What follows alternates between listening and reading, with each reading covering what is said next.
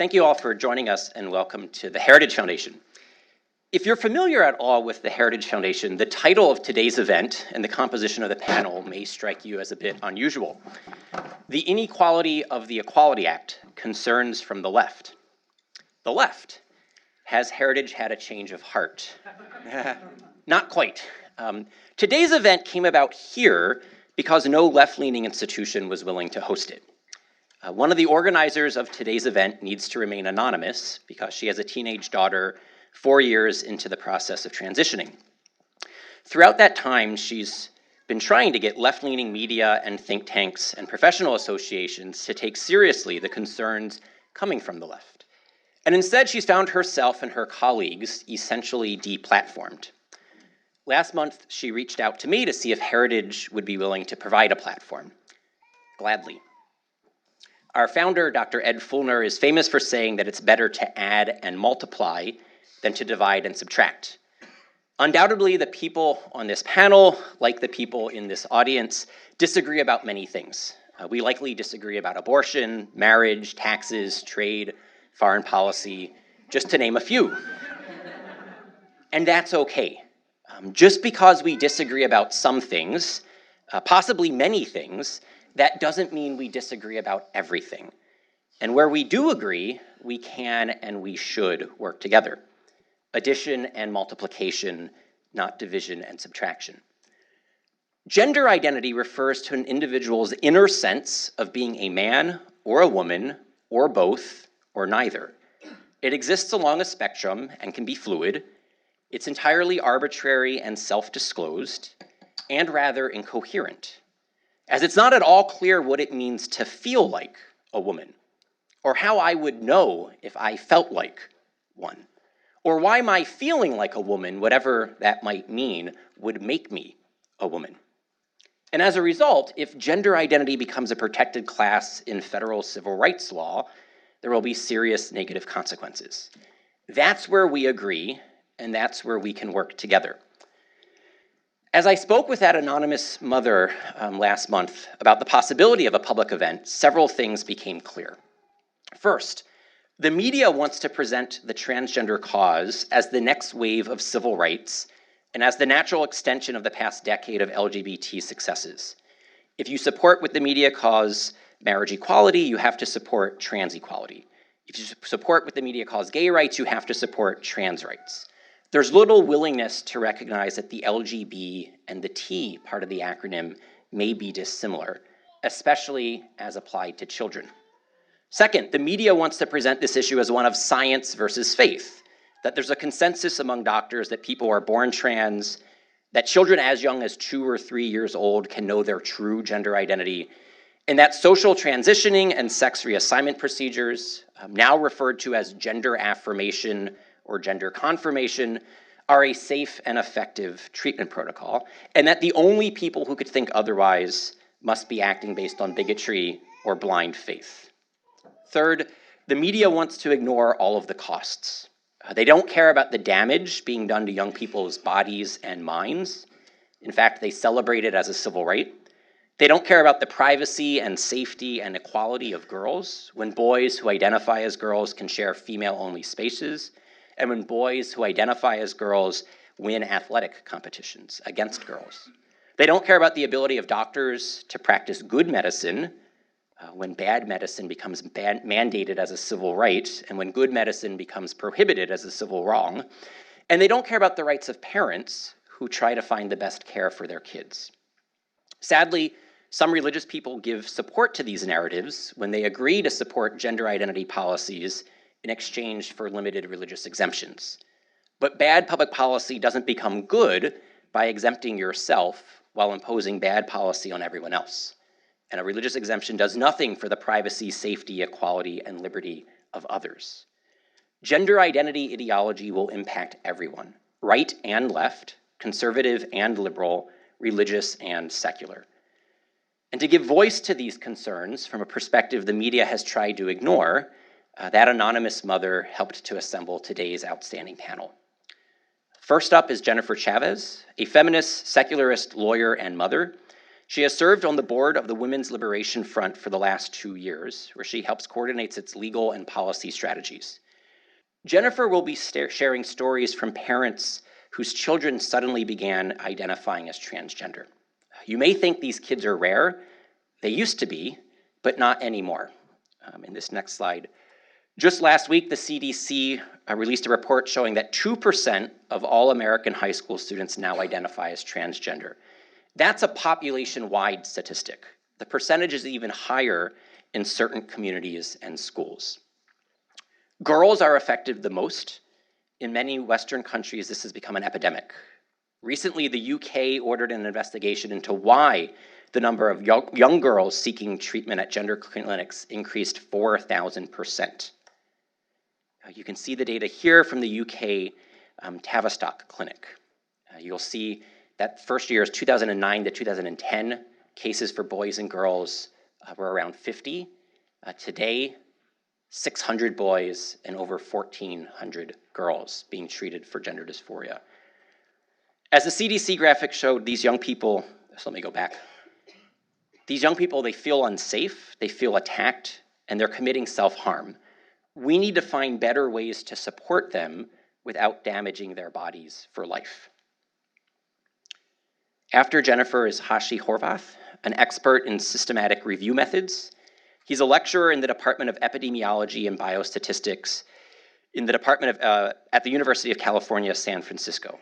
Hashi formally identified as transgender and presented as a woman for more than a dozen years. Then we'll hear from Julia Beck, a writer and organizer from Baltimore. She helps produce a monthly radio broadcast for Women's Liberation Radio News. Last year, she represented lesbians at Baltimore Pride and on the Law and Policy Committee of Baltimore City's LGBTQ Commission, until she was kicked off the committee for daring to suggest that only females can be lesbians and that males who identify as women shouldn't be sentenced to women's prisons. Finally, we'll hear from Kara Dansky, a board member of the Women's Liberation Front. Kara will share with us how women and girls are legally erased and culturally harmed when gender identity ideology is enshrined in law. Please join me in welcoming today's panel.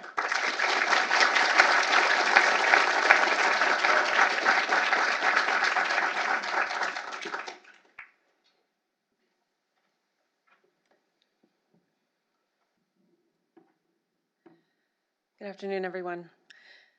When a child says he is transgender, we as a society have been taught to accept and celebrate this announcement. This is Jazz Jennings, a boy who identifies as a transgender girl. This is how the Jennings family celebrated the surgical removal of Jazz's penis last year when Jazz was only 17 years old.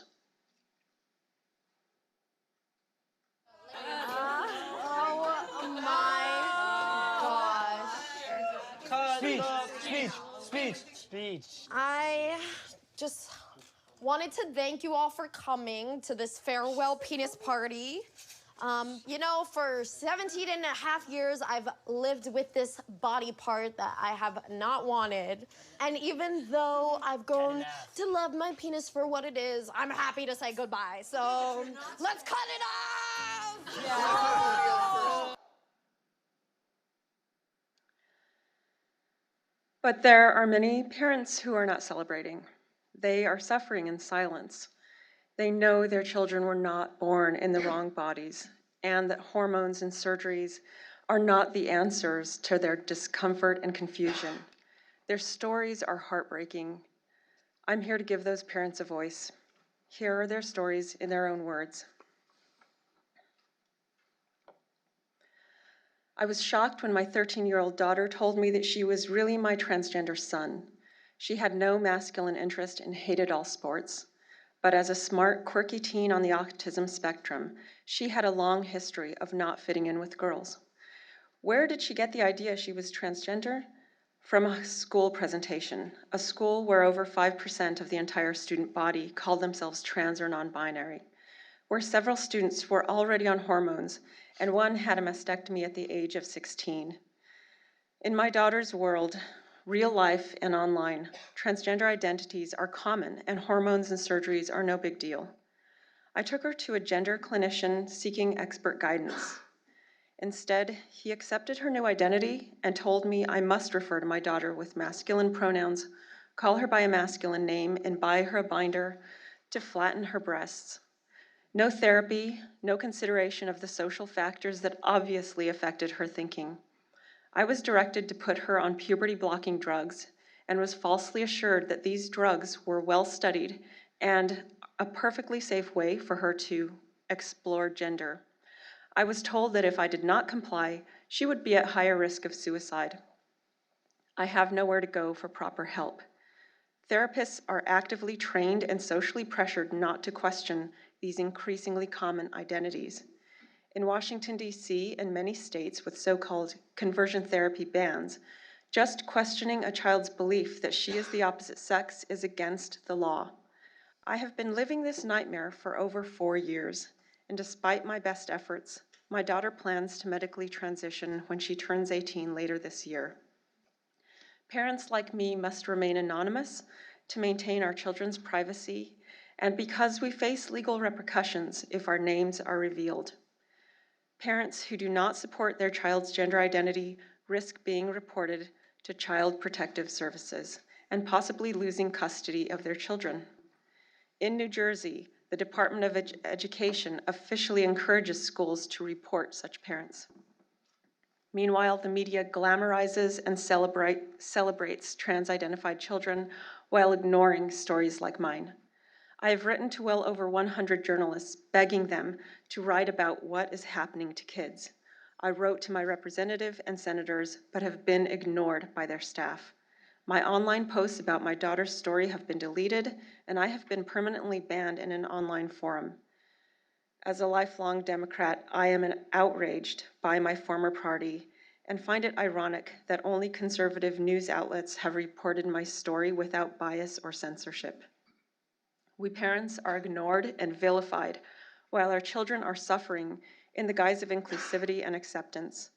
I hope that some open-minded Democratic lawmakers will wake up to the fact that they are complicit in harms to vulnerable kids and ask themselves this question: why are physicians medicalizing children in the name of an unproven, malleable gender identity? And why are lawmakers enshrining gender identity into state and federal laws?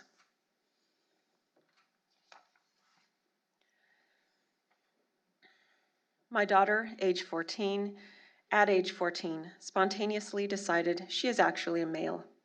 After suffering multiple traumatic events in her life and spending a large amount of time on the internet, she announced that she was trans.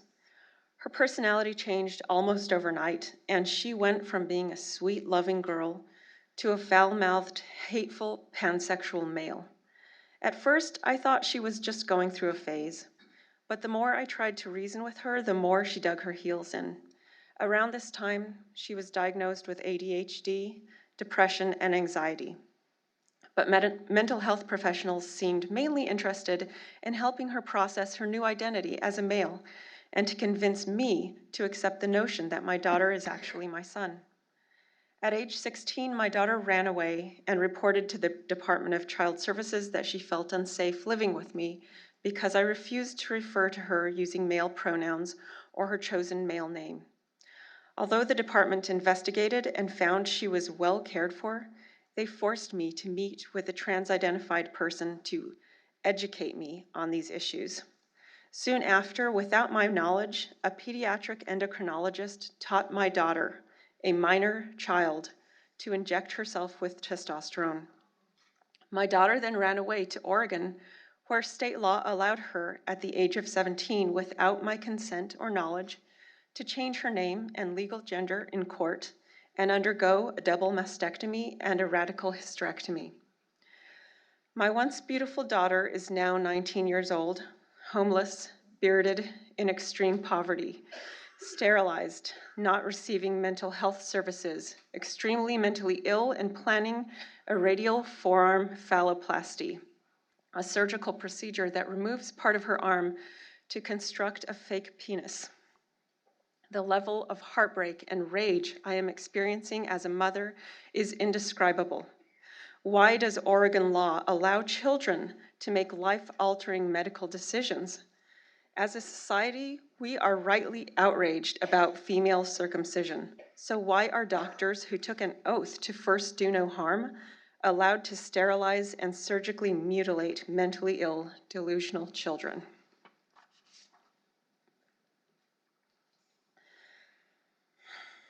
In August of 2017, our 7th grade daughter came home from sleepaway camp believing she was a boy. She had a new vocabulary and a strong desire to change her name and pronouns.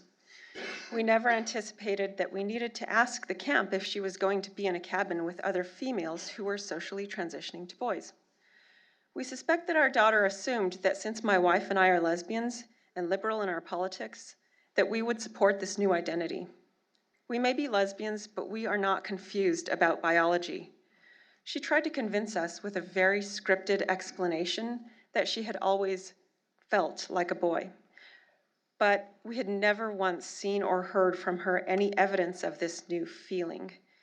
We listened to her, gave her the space to talk about her feelings, and tried hard not to convey to her that we were utterly horrified by this revelation. As we began to try to find information to make sense of this, we found evidence of a social contagion all over the internet. YouTube, Instagram, Twitter, and Reddit supplied a how-to guide and handbook on transitioning, complete with trans stars like Jazz Jennings and Riley J. Dennis, many with thousands of followers. We are in no way out of the woods. Some parents dealing with this issue view us as lucky because she is so young, giving us and her more time to work through her discomfort. Maybe we will be, but we are facing this ever-growing storm of a social contagion without any help from mainstream media or the negligent FDA, not to mention the pathetic capitulation of our physicians and mental health professionals.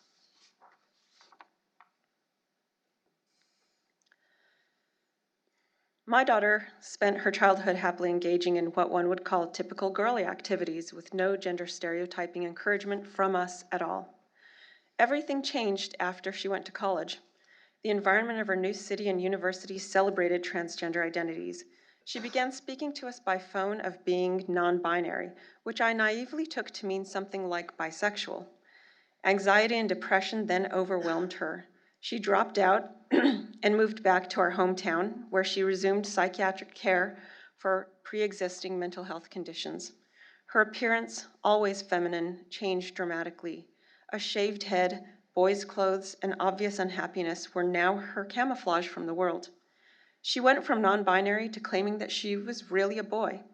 She parroted online advice.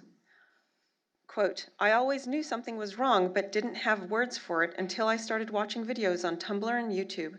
When I was little, I was afraid to tell you that I didn't feel right, end quote. This narrative matched nothing about her past, but I was still naive. Because her psychiatrist did not consider her to be transgender, I assumed she would be unable to get a referral for the testosterone she was determined to start. I was wrong. In only one visit, and with just a little bit of blood work, Planned Parenthood will cheerfully enable young women and men to pursue their authentic selves through cross-sex hormones. All that's needed is a few bucks and signing a form that the risks have been disclosed and understood. That is the route my daughter took at the tender age of 20, bypassing her psychiatrist altogether. My husband wrote to Planned Parenthood, explained her mental health history, and providing her doctor's name and telephone number. Planned Parenthood's lawyer wrote back curtly that they presume anyone over 18 is capable of giving informed consent. No matter what anyone thinks of Planned Parenthood's other services, the fact that they will instantly prescribe powerful hormones with many unknown long-term effects, especially to people with underlying mental health issues, should shock the conscience. People need to know that this is Planned Parenthood's new line of business.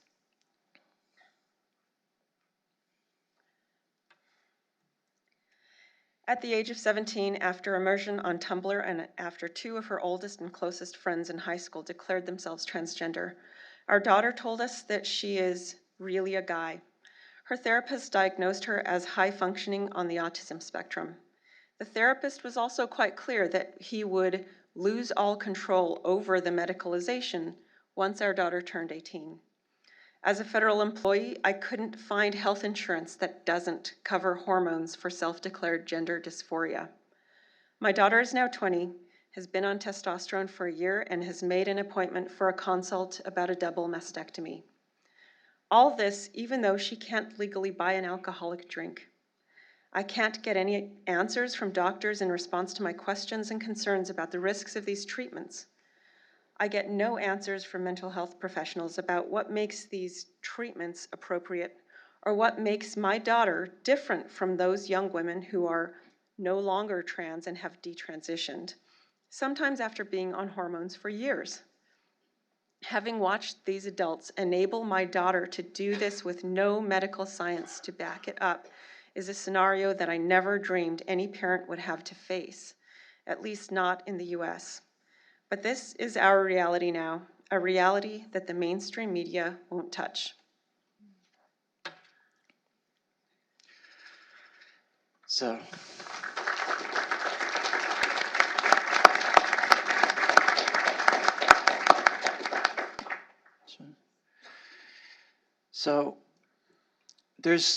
let me give a little backup before we get to this slide.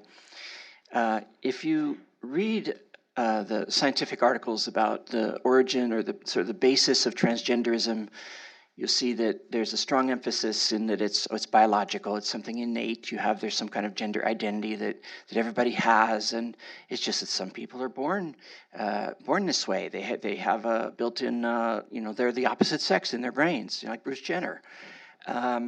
This is based on the assertions of a few psychologists. It's not based on any scientific evidence. It's not research. It's just in the 60s they began just saying, well, yeah, it's built in. It's part of who they are.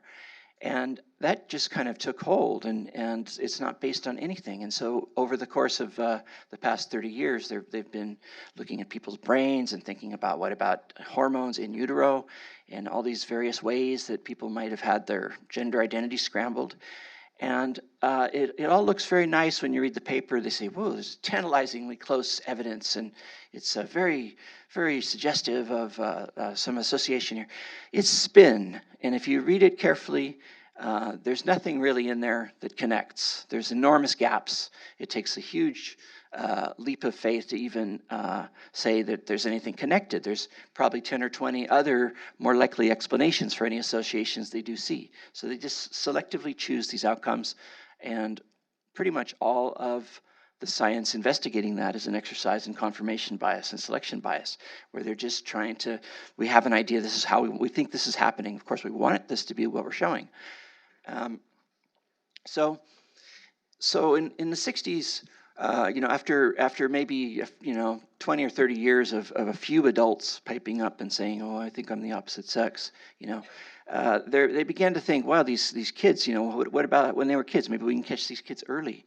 And I guess after the 50s, transsexualism was played out in the media. There was a big case in Denmark, actually was an American who went to Denmark, and it was all over the mass media. They started making films, Some Like It Hot. You had all this exploration of gender, a lot of films, Myra Breckinridge and I don't know, a whole bunch of different films began looking at gender stuff, and so as people were thinking about it, and so they brought their kids in when they would be playing around with the boy would put on his mom's shoes, the girl would want to climb a tree or something, and they'd bring these kids into to the doctors, who would be very intrigued, like, oh, the gender identity of these kids, we've got to see if we can alternately try to prevent transsexualism, or later begin to steer them into it.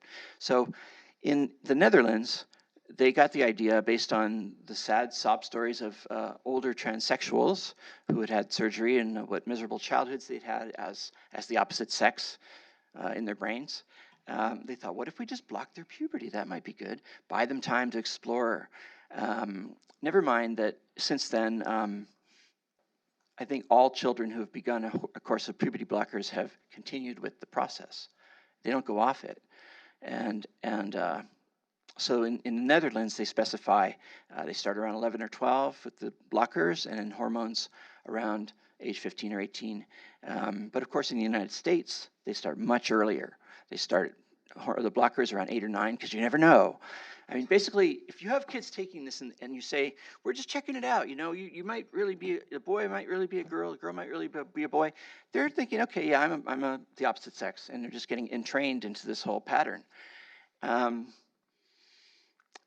so it's a one-way trip. You don't go off these things, and even if you do, what happens?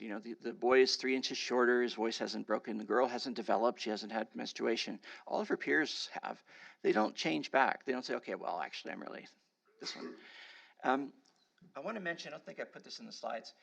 That we're talking about 2 different streams of children. There's the smaller children who are just playing around with clothes, or the girl wants to climb a tree, the boy wants to play with dolls, and given the public consciousness through the media of transgender, instead of just saying, wow, okay, you're just playing around, or it's not a big deal, or maybe you're gay, they rush them to the gender clinics, of which there are, I think, more than 50 in the United States now. Pediatric gender clinics I'm talking about, funded by multimillionaires who may themselves be transgender or are transgender. And so there's the stream of the children and the blockers, where from the age of about 2, they're brought in, and some are encouraged to do a social transition. In San Francisco, that's the big popular thing. It's a one-way trip. If a boy starts wearing dresses at age 3 and says you're a girl and you play with the girls now, he doesn't go back to start, wait a minute, I'm a boy. I mean, normally they would, but they're given these blockers from about 8 or 9, and that just cements it. Then they're on a trip. So that's the one stream, and the other stream is rapid onset gender dysphoria, or it's a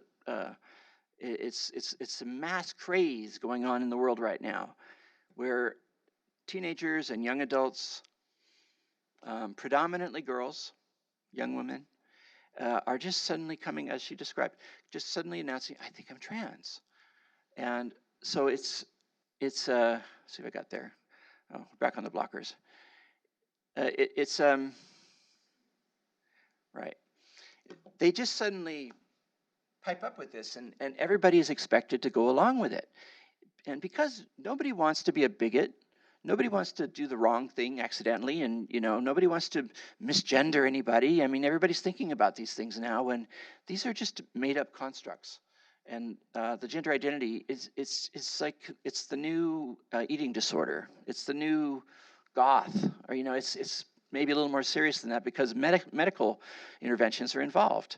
But that's where it starts out. It's on the level of a social kind of thing, where your friends are one of your friends is, I'm trans, I think, I'm non-binary, I saw a TV show. Over and over you hear stories where they're saying, yeah, I saw this show and it really clicked with me that maybe I'm trans. And what's really happening is the young girls have a kind of internalized misogyny or internalized homophobia, or they're internalized sort of like they want safety. It's they've traumatized. Men have been hitting on them or worse, and they're just want refuge, and maybe I'll be a boy. So there's a variety of reasons that girls get into it. The young boys might have the beginnings of autogynephilia, which is a paraphilia that is sort of encouraged in society through pornography and through just sexualization of everything. Of cross-dressing is in the public, in the media. So the boys have the beginnings of this kind of a fetish in a way, and it progresses, and it pretty soon they internalize it that, wow, maybe I have a feminine gender identity. Maybe I'm a girl inside, and it steamrolls from there. And in the old days, it might have just been sort of self-limiting, but now you can act on it before you're mature.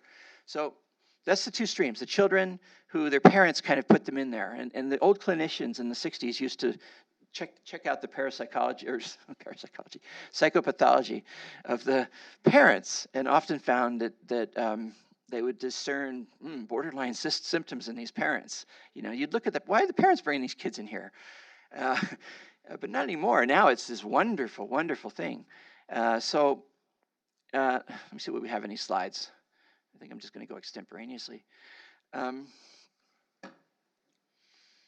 So with the blockers, it stops them from growing. It stops them from maturing physically, and it also, because puberty is more than just your genitals changing. It's your mind. It's a socialization. You have, you know, your peers, and if you're, you know, as I say, if you think you're the opposite sex and you're being on that train already for a few years, it's really very difficult to get off. Uh, Most don't. I think none do. And those that do disappear. Do they commit suicide? Nobody knows. That's never checked. That's the other thing about trans medicine, is if they ever look with their populations of people they've put through the process, a few years later, check on them. If they ever find, you know, most of them, they usually miss about 30%, 30, 40, 50%. Lost to follow-up, no big deal. I mean, with HIV, if you had 30 to 40% lost to follow-up, it would be an emergency. It's considered, oh, they've moved on with their lives or something. You know, they don't want to participate in our study anymore. They're fine. You know, when you have that many lost to follow-up and that many suicides that they're reporting, you have to wonder, is there a connection? We don't know. So many of these young people, and really there's been thousands. We saw that chart from the UK with a couple thousand kids. Well, imagine that in every English-speaking country, and mostly it's English-speaking countries, I think. The United States is just extrapolate from that British figure. It's many thousands, 50 gender clinics, come on. So they are now able to get their surgeries at 15 in Oregon, and with the parents' consent, they're getting mastectomies at 13 years old in Los Angeles. There's a doctor called Dr. Joanna Olson Kennedy who has a study. It's funded by the NIH, and she refers young girls to the surgeons as young as age 13 for radical mastectomy. And the world cheers. It's considered cutting edge and wonderful. And she's very proud of it. You can see her on her videos. It's really pretty disturbing. And the boys can have their genital surgeries from about 16, and there's some hint that it might even be 15. The doctors want to get them while they're still in high school. There's a paper even out where they've surveyed the doctors to see what they think. How young is too young is the title of the paper. They want to get the boys while they're still in school because they'll probably still be living at home. The parents can help with the extensive aftercare that takes months, and it's extremely intensive, and lots can go wrong. Because when they're 18, they want to go out and party, they're at college or something, and more things go wrong. So can you imagine the doctors are thinking, how can we get to them before they're 18 and have these genital surgeries? So it's really, the barn doors are wide open. I mean, really, they're just going for broke. And society is sort of indoctrinated to now think this is human rights. And I don't want to say the wrong thing here. I mean, I can hardly imagine what doctors must be thinking. I mean, just general practitioners around the country who refer their patients to the gender clinics. I mean, these are people who are trained to be critical and to have differential diagnoses. I mean, you can't read everything. They can't keep up with the latest of this in the papers. Do they just say, well, I'm surprised to hear you have that this is true, that people can have an innate gender identity and actually be the opposite sex, and that it's fine to put them through these surgical changes. But I'll go along with it because I don't have time to read all the science or look at it critically. You know, but as I say, if you look at it critically, very critically, you can see right through the spin and just see they're talking about A, D, and B and C are missing. But somehow A is now connected to D. So anyway, I think you get the idea from what I'm saying. The science is complete junk. And people go along with it just because they don't know how to assess bias in a study and, you know, what's the value of this, evidentiary value of this, and how likely is it to be just complete crap? Well, it's really likely. And the sort of tendency in people to want to do the right thing. whether they're liberal or conservative. They want to do the right thing. They can't keep up with everything. It's pretty surprising, but we've had a lot of societal changes. So, okay, everybody's transgender. You can be transgender, non-binary, whatever. This is all a bunch of nonsense. And we have to stop it. I mean, thousands and thousands and thousands of children now are going through this.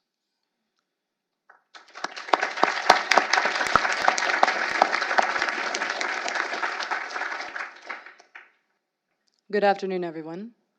My name is Julia Beck. I live in Baltimore City, and I am a lesbian.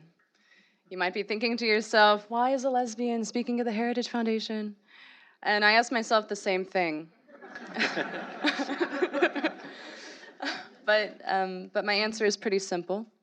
There is no place for me. I am politically homeless. So believe me when I say I am grateful for the opportunity to share my story. Thank you to the organizers, to my fellow panelists, and everyone here for making this happen. My story is as unbelievable and absurd as it is commonplace. I got kicked off of the Baltimore Mayor's LGBTQ Commission as the only lesbian, simply for stating biological facts. After a months-long witch hunt, I was found guilty of violence.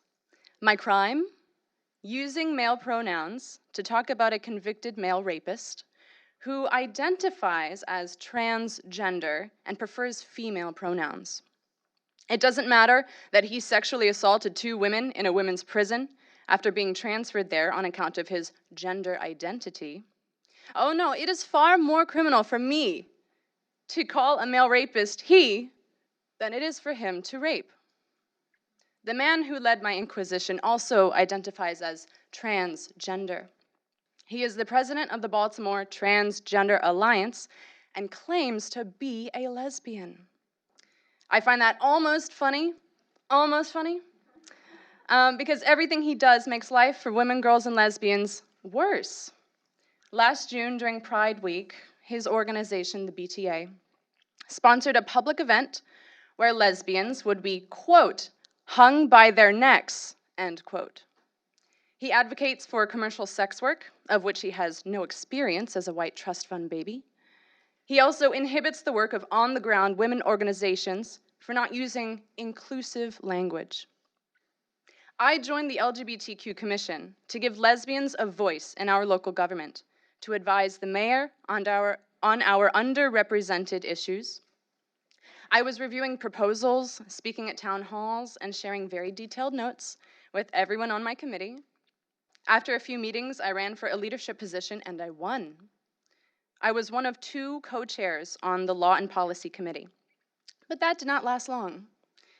After the BTA president accused me of transphobia, the mayor's liaison swiftly scheduled an emergency meeting to assess my fitness as a leader. The meeting went worse than you can imagine. I was not allowed to talk out of turn. One by one, members of my committee, representatives of the BTA, and 3 brave friends went around the table speaking their minds. One gay man at the meeting said, biological sex was a thing of the past. I looked at him and asked, how can we be homosexual if sex is fake? I kid you not, that really happened. Another gay man disagreed with the dictionary definition of woman as adult human female. These men could not support their flimsy arguments. The next speaker, though, she broke my heart. She had just survived a hysterectomy, shaking and complaining of hot flashes. She said she was not and had never been a woman. Quote, it doesn't make me any less of a man that I have a vulva. It's there and it's masculine and it's a male and it's a man, end quote. As she said this, my accuser snapped his fingers as if we were at a poetry reading. It was so fake and performative. He didn't care at all for what she had endured in the name of gender identity. He snapped because it made him look like an ally. Hours went by, but I insisted that sex might be actually important to our work, as it definitely is to my sexuality. But their decision was made long before that night, and I was voted out. The meeting made one thing crystal clear. Inclusivity means all voices are welcome except women's, except lesbians. It's unfortunate that so many people are truly confused about gender and sex, so I'd like to break it down right now. There are only 3 sexualities: homosexual, heterosexual, bisexual. All the hip new identities in the alphabet soup, like non-binary, gender fluid, pansexual, are not actually sexualities. Neither is transgender. Yet everything is about the T now, entirely eclipsing the L, G, and B. The T is diametrically opposed to the first 3 letters in the acronym, and especially to the L. Sexualities are based on sex, but gender identities are based on stereotypes. They have nothing to do with same-sex attraction. In fact, they undermine and erase homosexuals. People are not attracted to genders. Yet every lesbian I know has been pressured to accept males into our dating pools and dwindling spaces. In order to validate their gender identity, men who call themselves trans women try to break the, quote, cotton ceiling, which refers to lesbians' underwear. The completely illogical statement that trans women are women is recited like a Big Brother mantra in every leftist space. No one really believes it, but saying so will jeopardize your career, your community, and your life. Sex and gender are not the same. People like to be polite and say gender instead of sex, and often use the terms interchangeably as if they were synonyms, but they mean different things, and we must not conflate them. Sex is a biological reality. It's not a dirty word. It refers to the 2 reproductive classes in our species. Even people with disorders of sexual development, commonly called intersex conditions, are either one sex or the other. To deny this fact means we are unable to name, address, and fix systemic sex-based oppression and exploitation. Many well-intentioned people think that this concept of gender identity is the next frontier of social justice, but in reality, it is regressive. Gender is based on rigid sex roles that legitimize male dominance and female subordination. The idea of a female or male brain only justifies treating women as subhuman. Gender cements sexist stereotypes. Women like me, who don't wear makeup or high heels, do not conform to gendered expectations of femininity. And that's okay. Women don't need to wear makeup or high heels in order to be women. Our female sex is the one and only qualifier of womanhood. But today, many young girls are told that they are born in the wrong body if they do not embrace femininity. It used to be that if you did not follow traditional gender roles, being the perfect pretty princess or mean macho boy, then conservatives would try to change your personality to match your body. But now it's worse. Liberals are trying to change your body to match your personality. As a lesbian, using a radical feminist analysis, I want to do away with both. I want all people to love themselves and live however they want in the bodies that they were born as. Girls who play with trucks and like the color blue, boys who play with dolls and like the color pink, children with autism, children who would likely grow up to be happy gay adults, are now being sterilized for defying sex stereotypes. Teenage girls are binding their breasts, shooting up foreign hormones, and undergoing dangerous, invasive surgeries. Many of these girls decide it's easier to move through the world seen as a boy rather than as a girl. And I don't blame them. Being a woman is not always fun. But the joy of sisterhood, of loving women, even as friends, is something that no doctor can supply. We are losing an entire generation of sisters to this madness. That's why it's personal. It's infuriating, it's devastating, and I have had enough. I'm here because I care about women, and I expect that you do too.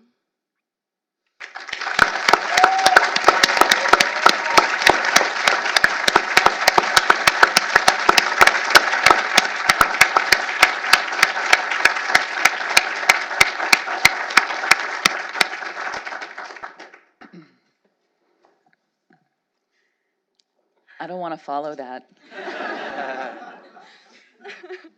So I'm here to talk a little bit about the law and about how the organization that I'm a part of, which is Women's Liberation Front, has been engaging in some aspects, both in the courts, in litigation, as well as on the legislative side. And I will also just say, in addition to being a member of the Women's Liberation Front, which is a far-left radical feminist organization, I'm also a member of Hands Across the Aisle, which is a bipartisan coalition of women who disagree, as Ryan said earlier, profoundly on many issues. And we set those aside because we have many shared concerns about the impacts of gender identity ideology, specifically for women and girls. So going back to May 2016, going back further, we have, let me also say, most people in the room probably know there's a law on the books called Title IX, which is Title IX of the Civil Rights Act, and its intention specifically is to protect women and girls in the educational arena because women and girls had been excluded from and discriminated against within the educational arena for so long. So feminists and other women fought very hard to get Title IX enacted into law in 1972, and it is specifically to protect women and girls, and it says that in the educational arena there can be no discrimination on the basis of sex. It specifically uses that word. And Title IX accompanies some implementing regulations that say that even though the law prohibits discrimination on the basis of sex, it is appropriate for institutions that receive federal funding to have sex-segregated spaces like bathrooms and locker rooms. So sex-segregated spaces are specifically, they're allowed under Title IX and its implementing regulations. Okay, so fast forward to May 2016, then President Obama issued what was called a guidance letter to institutions that receive Title IX funding. And what that guidance said was that institutions that receive federal funding under Title IX were supposed to interpret the word sex in Title IX to mean gender identity. The Obama administration did this with no notice and comment. There was no opportunity for the public to respond. And what that guidance effectively would have done is obliterated the regulations that allow for sex-segregated spaces. So the Women's Liberation Front sued. We filed a lawsuit in New Mexico called the Women's Liberation Front versus the United States of America. And we were well prepared to proceed with that lawsuit. And we essentially made two arguments. One is that the Obama administration's failure to get any public input into this change constituted a violation of the Administrative Procedures Act. And further, we argued that interpreting the word sex to mean gender identity for Title IX purposes was really, really bad for women and girls in institutions that received federal funding. Those were our arguments. The current administration has withdrawn that guidance, and so as a result of the withdrawal of that guidance, our case was dismissed. With our permission, we understood our case just became moot with the guidance not in place. However, schools across the country are very, very confused because even though they understand that that guidance is no longer in place, there's still a lot of evolving questions about how schools are supposed to deal with claims of discrimination brought by trans-identified students. And so what we're seeing is across the country, some trans-identified students are suing their schools and their school boards and their school districts. And this litigation is sort of percolating up through the courts. And we don't have a definitive word from the Supreme Court yet. Even though our lawsuit was dismissed, Women's Liberation Front has continued to engage in litigation efforts by filing friend of the court briefs. We did that in the case that some of you may have heard of called Gloucester. It's a case in Virginia that's in federal court. We've done it in a few state court cases, and we did it in this case. This is called Boyertown. Boyertown versus, it's called Joel Doe versus Boyertown Area School District. So in this case, a group of students actually sued their school arguing the opposite. So in most of the cases that we see, it's a trans-identified student suing their school when the school has not allowed the student access to opposite sex spaces. Boyertown is different. In Boyertown, a group of students who want sex-segregated spaces sued their school because this young woman walked into the girls' room and there was a boy. And she didn't like that. She was concerned about that for her own safety, and she was concerned about that for the safety of her sister and other girls in the school. And so she decided she wanted to sue. She's incredibly brave. Her name is Alexis Lightcap. And of the students who schooled the Boyertown School, Alexis is the only one with the bravery to use her name publicly. And she's written about this in local media, and she's fantastic. Why is this such a concern? So I get this question from my liberal friends and family all the time. They think I'm crazy. They're like, why do you care if somebody wants to identify as the opposite gender? Of course, they can never explain what they mean by identify as the opposite gender, and even that formulation totally conflates the words sex and gender, which I think is inappropriate and illogical. But my liberal friends and family are always asking me, why do you care? But the reason that I care is really, first of all and foremost, because of the parents whose stories Jennifer read, who are struggling so hard with this in their own families. But I also really care because if sex is construed to mean, if sex is construed to mean gender identity, what that means is that nearly all sex-segregated spaces, colleges, sports, dormitories, and women's rights in general will utterly disappear. They will completely disappear. And that is true whether the Supreme Court decides that sex means gender identity, which it might. We hope it won't. Boyertown may go before the Supreme Court. We filed an amicus brief in support of the petition for certiorari, and we're hoping that the Supreme Court will take it up in this case, in part because Alexis is so brave and she is standing firm for women's rights, privacy, and safety. But whether the Supreme Court decides that sex means gender identity or the legislature decides that sex means gender identity, that is an unmitigated disaster for women and girls. It is horrifying. It means effectively that women and girls will no longer exist as a coherent category worthy of civil rights protection, and that is an absolute disaster for us. So,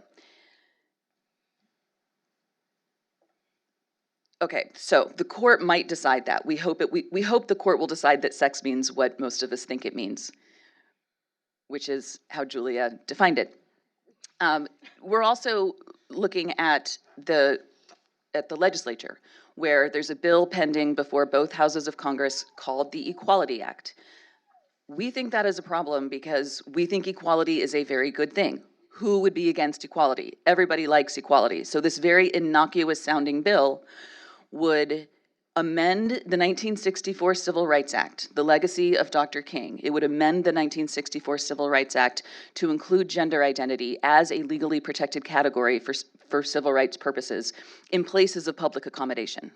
This would utterly obliterate female-only spaces throughout society. The Equality Act would also require institutions that receive federal funding, which is many institutions in this country, it would require them to consider sex to mean gender identity for all purposes. So the Equality Act, which sounds all well and good, is an unmitigated disaster for women and girls.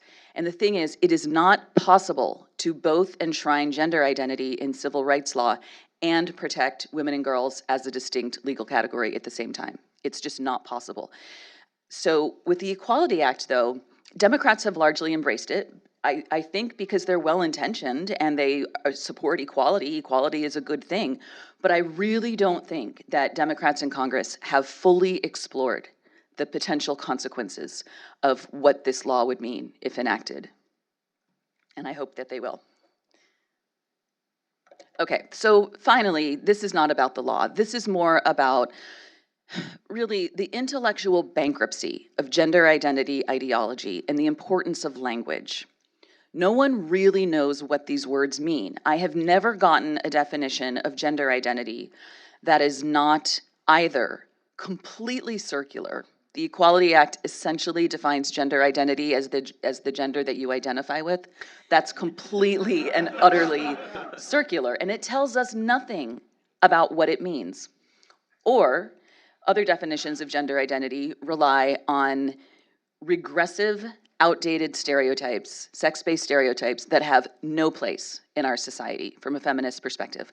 People will say, a man who quote unquote identifies as a woman will say he does so because he's nurturing and compassionate and he likes to wear dresses. That's absurd. And it's frankly, it's insulting to women who have fought hard to get into the workplace, to wear what we want, to look how we want to look, to not wear makeup if we don't want to wear makeup. It is incredibly insulting to say that a woman is someone who wears makeup and dresses. Yet, a lot of people on my side of the aisle will define gender identity in that way. So, essentially, gender identity is just utterly intellectually bankrupt. It really doesn't have any meaning, and we should not be basing civil rights laws on concepts that have no coherent meaning. Feminists have fought really hard for our rights to vote, to serve on juries, to have sex-segregated spaces, and we're not giving them up easily.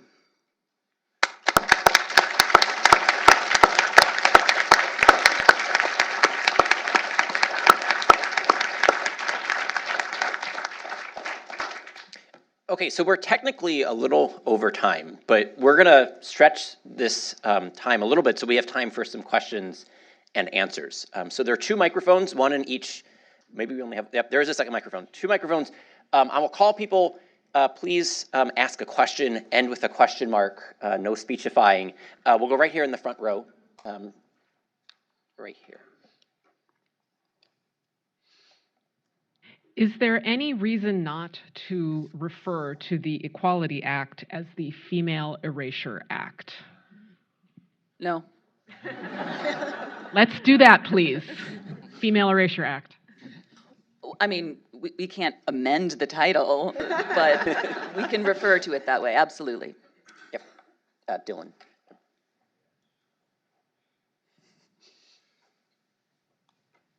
This is for Ms. Dansky. The EEOC's website still defines sex discrimination to include gender identity and sexual orientation. Is that a lag in the, so you said the current administration rescinded the Obama administration's guidance on defining sex, but it still says that it enforces it that way. Is that a lag, or is that just the way that it still is? Because I can understand why this is confusing, because it's confusing for somebody who's actually trying to research it and understand it. So I have not seen the EEOC's website, but I don't doubt at all what you're saying, and that's probably an EEOC policy. But the withdrawal of the guidance was never enacted into law. It was simply an administrative issuance to Title IX institutions, but it never was enacted into law. So different agencies have different policies on this, but we do see gender identity creeping in all over the place in agency regulations. It's in District of Columbia local regulations. So we see it everywhere, and it's not surprising to me that you're having trouble making sense of it, because it makes no sense. Other questions? Yes. Talking about the ideology, hasn't a lot of this come out of academia in terms of professors like Ann Fausto Sterling, Judith Butler, Eve Sedgwick Kosofsky? Isn't this a monster that was built in the laboratory of academia? I think in large part, yes. It's just it's an ideology that they proposed these gender identity, and it sort of extrapolated from gay rights and other things that they sort of latched onto that. And trans activists also became much more energetic after the 80s, I would say, and also became members of academia themselves. And it's just spiraled from there. Just to add to that, that trans ideology stems from a larger field called queer theory, and I couldn't possibly do it justice right now, but look it up, see what it's all about. Right. Resist it at every chance you get. Right. Everybody is queer in some way. So they even include, under the trans umbrella, they put masculine women. So just any woman who dresses in a masculine way is considered under the trans thing, according to the queer ideology. Yep.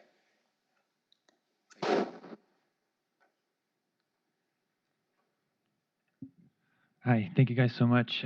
Twofold question. One, we've got a diverse crowd, but I think even people who are conservative leaning found all these insights very compelling. Could you all give some counsel?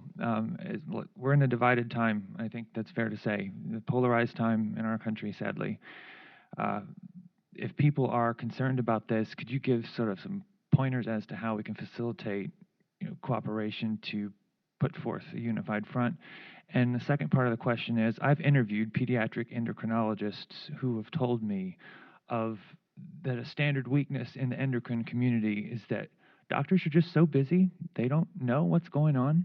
Meanwhile, professional associations have just overhauled these guidelines and now they just defer to it. Could you speak maybe to why there is such widespread ignorance among physicians or maybe even people in your field, Hashi, about Yes. epidemiology, why people just don't know? Yeah, I really think, I mean, either they are just such ideologues that they think this should be, there should be more trans people. And of course, the trans activists say that they think it's just as valid to be transgender and go through all this surgery and stuff. It's an equal life path for them, and children should be entitled to have it because it's a right. And so I really think that doctors just can't keep up with everything. I just imagine they have good intentions. Not everybody is crazy. They just don't have time to read it. They might be surprised that, wow, people have an opposite sex gender identity. But it's really, there's no other way to explain it. I mean, there must be some people who are just committed to making it happen and then others who just can't help it. I think the way to begin to change it. And first off, we have to get this gender identity out of the Women Erasure Act. But also is to not play along. I don't play along. I don't say trans woman. I don't say she, her. I don't care if it hurts their feelings. This is reality, and it gaslights everybody else. If we have to, it gaslights yourself, and you begin to internalize it. Like, okay, she. It's not a fucking she. Sorry, I can't help it. You just say it in reality, English language. What is happening here? And don't play along with it. So I just don't play along. I won't. And if it's illegal, I haven't been to New Jersey or Canada lately, but or Ontario. I guess they have. You can go to jail for misgendering somebody. New York City, be fined $250,000 if you misgender somebody, your colleague or something. It's nonsense, and it gaslights everybody. And in 5 years, I mean, just imagine what's going to happen when China picks up on this. It's just going to be. It is already out of control. It's going to be a lot worse if we let this happen. So I would urge you all, don't play along. I would like to just quickly add that in addition to that, if you want to pick up the book Galileo's Middle Finger, you can see the story, a relatively recent story, of one of the leading physicians who studied transgender ideology or transsexuality, really, and the way that he was attacked very personally and very viciously until he lost his job. And so I think that doctors and everyone who's here has a reason to be concerned that we will be attacked in our jobs or in our personal lives, lose friends, lose family even. I think we have to all start trying to give cover to each other and make room for there to be questioning. And there has to be that kind of making room within the medical profession where more and more people need to just speak up and create space for the questioning so that every time it happens, that person isn't just slammed down. So I really like what Jennifer said about giving cover to each other. I think that's really important. And what I have heard from some of my Republican friends is two things about how conservatives are thinking about this, and you can tell me if I've got this wrong. But one thing is that many conservatives think that gender identity ideology is just so ridiculous that the Equality Act will never get through. And, well, okay, but the other thing is that Republicans in general do not understand what we are all up against here. Feminists understand the unbelievable power and the money behind the movement to promote gender identity. It is massive, and we need to be prepared for a major fight. I'd like to speak to your first question also. One thing that we can do as people, as individuals, is just meet with each other. Talk to your neighbors, talk to your family. You're gonna lose friends. It's gonna happen. But that is a risk that we should be willing to take. And I would also advise to move away from the internet. Get off get off Facebook, get off Twitter. That's not where great discussions happen. Great discussions happen when we get face to face. So meet with people in person. Okay, we're only going to have time for 2 more questions. So we'll go to Professor Hadley Arkus and then in the back row there. Professor Arkus is here in the middle. Sorry. My question is in the same vein. You know, Phyllis Schlafly, about 40 years ago, led a powerful movement to resist ERA. This has been one of the most powerful panels I've ever seen. And I wonder, is there a possibility of an alliance that would knit together the groups you mentioned to form a national group of resistance that would stand up? It might even impart testosterone to the Republicans. Well, that's really the intention behind Hands Across the Aisle. It's women really working together to do this.